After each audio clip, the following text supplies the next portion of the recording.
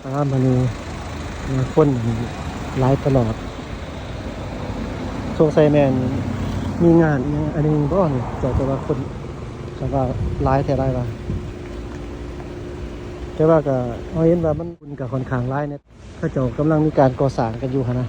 มันก็ได้ฝุ่นหลายเป็นเรื่องธรรมศาสตร์ของมันแล้วอันนั้นเนาะปกติก็เป็นอย่างนั้นเด้ท่านผู้ชมตอนนี้แอดมินเองกับพา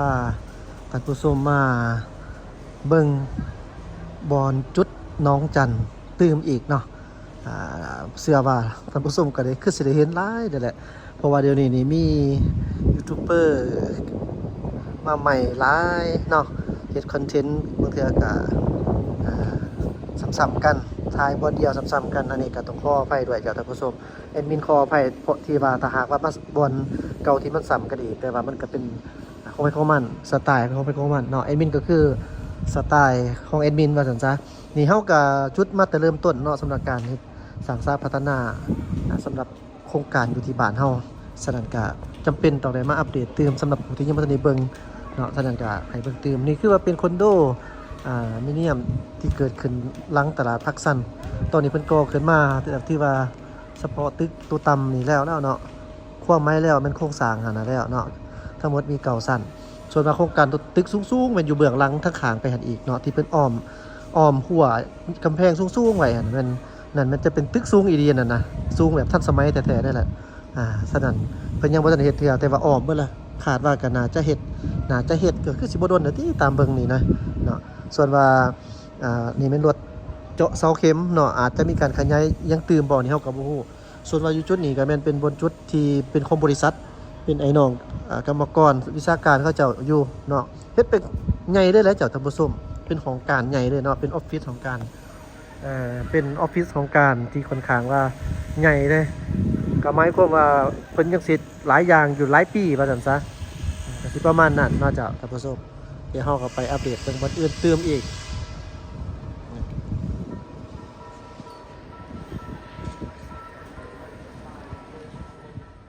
นี่ก็เป็นโซนเบื้องในของหางพักสั้น2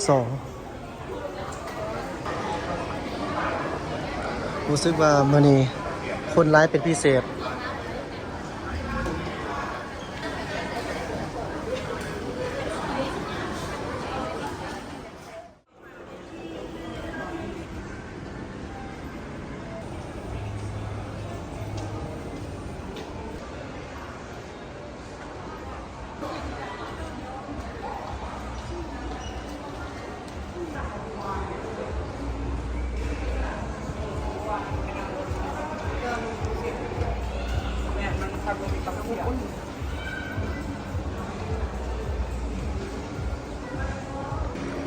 มื้อนี้มีเทศกาลนี่ล่ะตินี่เนาะ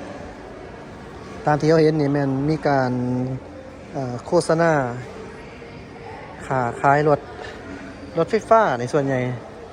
รถไฟฟ้าบ้านเฮานี่หลายหลายเดี๋ยวนี้ส่วนใหญ่มันนำมาจากจีนนั่นแหละขายจากจีนเนาะTesla นี่ก็มีเกาหลีญี่ปุ่นมีครบเบิดนั่นแหละเดี๋ยวนี้หลายเนาะหลายแต่ก่อนนี่แม่นญี่ปุ่นแล้วก็รถจากเกาหลี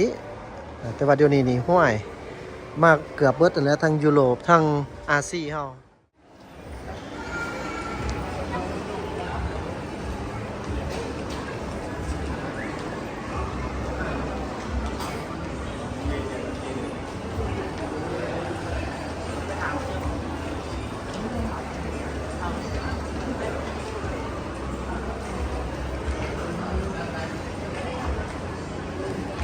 มาห่างนี่จุดดีก็คือมันเย็น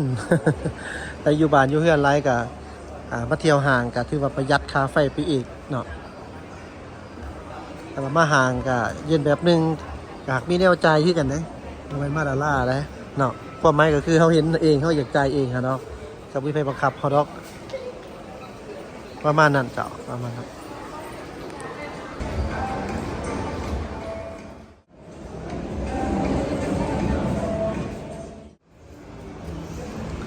มานี่มันเป็นบอลอาร์ตเนาะบอลศิลปะหลายคนก็ให้ความสนใจไม่ว่าจะเป็นชาวต่างชาติก็คือคนภายในความสนใจเกี่ยวกับอาร์ตเนาะศิลปะเดี๋ยวไอ้มีจะให้เบิ่งแต่ละคู่ตรวจลาย งามได้เจ้าท่านผู้ชม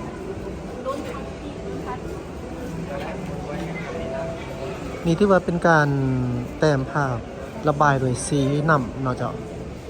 สีหอมสี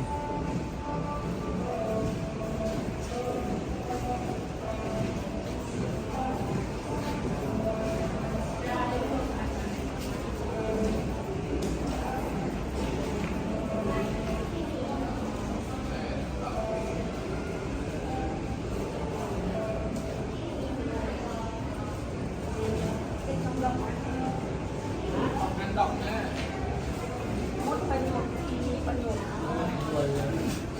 มดประโยชน์มีประโยชน์อิสระ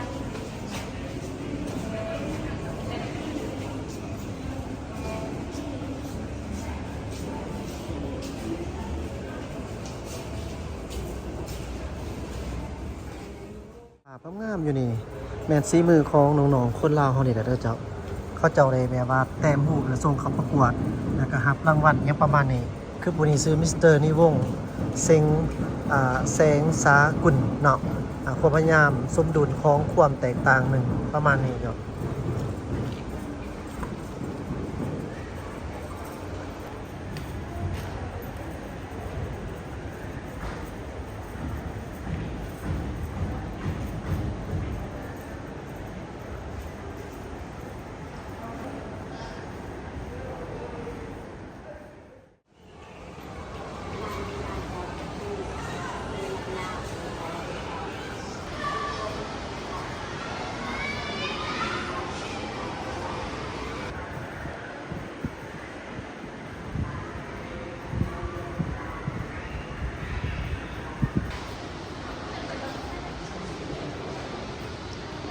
ที่เขาเห็นอยู่นี่มันเป็นรูปตัวหมดแต่เจ้า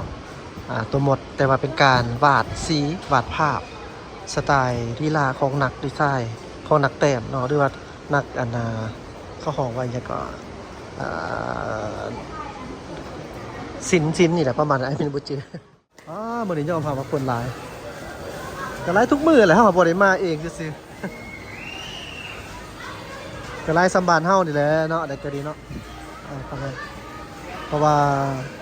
บ้านเฮาก็เริ่มคนในเมืองเขามาหลายแต่เด้อเขามาเฝ้าเด็กๆน้อยดินอันนี้นะเพราะว่าวันพักวันผ่อนก็ต้องได้มาหาลูกมาเต่ามาดิบมาบ่ได้ไปไกลก็พอดีเนาะบรรยากาศนะ